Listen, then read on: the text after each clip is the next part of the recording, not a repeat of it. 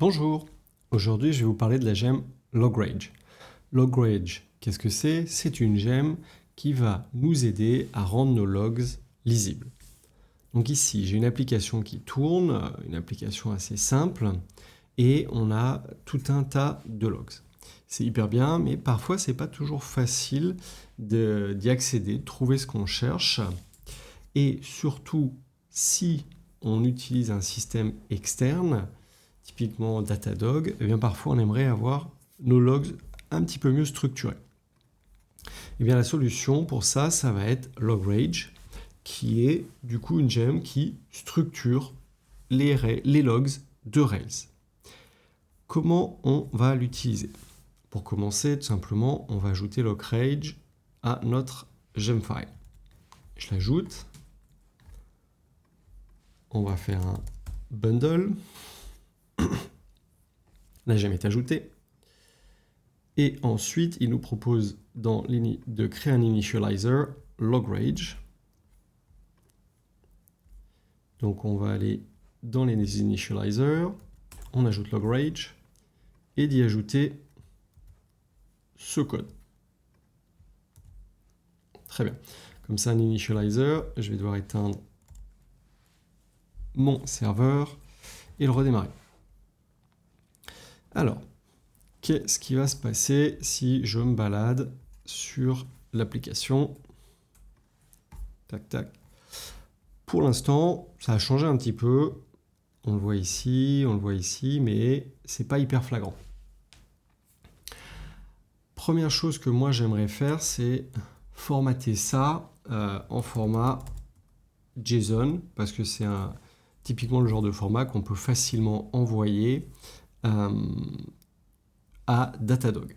Donc pour ça, ce qu'ils nous disent, c'est on utilise le config lograge formateur et en dessous, ils nous donnent des formateurs qui sont déjà disponibles et entre autres lograge formateur JSON. Donc on va aller ajouter ça. Pouf. Et on va choisir JSON.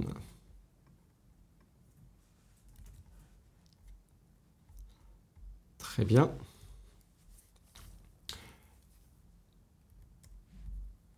Une fois qu'on a fait ça, donc si je me rebalade dans mon application, hop, hop, hop, eh bien désormais on voit que nos logs sont présentés en format JSON.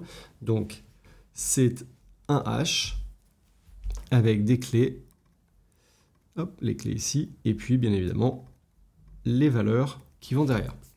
Donc ça c'est top parce que si ensuite vous le poussez dans un système genre sur un système maison où vous récupérez tous vos logs, soit dans Datadog, ça devient très facile à accéder et à trier.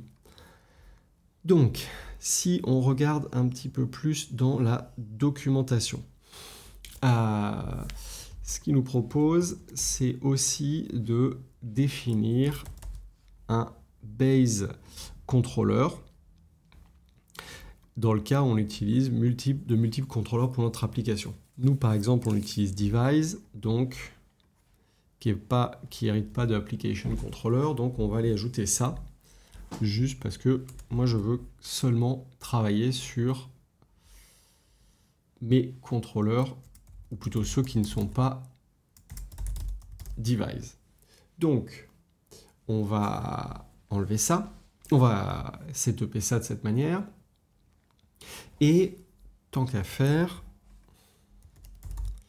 on va aller ajouter une custom payload, c'est-à-dire que à nos logs ici, on va rajouter une information supplémentaire. Et moi, qu'est-ce que j'aimerais, par exemple, c'est récupérer l'ID de l'utilisateur, et puis, tant qu'on y est, son IP. Pouf. Donc, on va aller coller ça. Et, hop. Donc, ici, ce que j'espère, c'est que dans mon hash, ça va me rajouter la user ID. Alors, je disais qu'on pouvait mettre l'IP, donc je peux très bien faire remote IP controller.request.remote IP. Il faut peut-être une virgule. Donc ça va directement donner l'IP de l'utilisateur. Je ne vais peut-être pas montrer la mienne, donc bon, vous allez me croire, et on va juste garder ça. C'est un initializer, donc je vais éteindre et redémarrer. Et je vais me balader à nouveau dans mon application.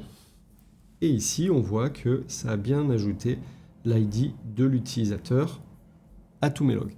Donc ça, c'est hyper utile, puisque comme ça, si on a un problème en prod, on regarde les logs et on peut savoir, ah bah tiens, c'était arrivé avec tel utilisateur. Alors, ensuite, dernière chose que j'aimerais vous montrer, c'est moi quand je me déconnecte, j'ai plus beaucoup d'informations sur l'utilisateur. Et j'aimerais bien quand même récupérer, donc si je fais par exemple jeanbon. Je crois que c'est en FR, je me connecte, donc ici j'ai jambon, mais dans mes logs, là je les ai perdus, je l'ai nulle part. Or moi, j'aimerais bien récupérer par exemple ce genre d'infos pour savoir qui s'est connecté. Vous me direz, j'ai déjà l'ID, mais obtenir l'email, ça pourrait être intéressant. Eh bien, pour ça, on va utiliser les custom options de Lograge. Alors, ils en parlent un peu avant. Très bien. Donc, comment on va faire ça? Tac, tac, tac. On va récupérer ça ici. Et on va l'ajouter à notre initializer. Donc, moi, je rajoute ça. Les exceptions que je voudrais ce que je veux pas avoir, toujours pas dans mes logs, c'est les passwords. Hop, password, et du coup password confirmation. Ça, moi, je veux toujours pas les voir. Et je vais récupérer ça aussi.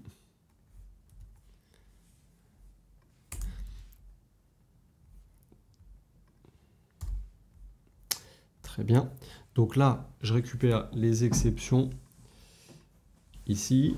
Je récupère des params et je mets des informations dans mes logs. Donc, si je redémarre,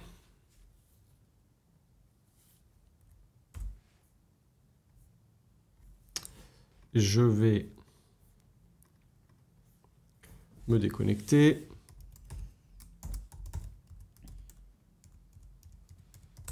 Je me connecte.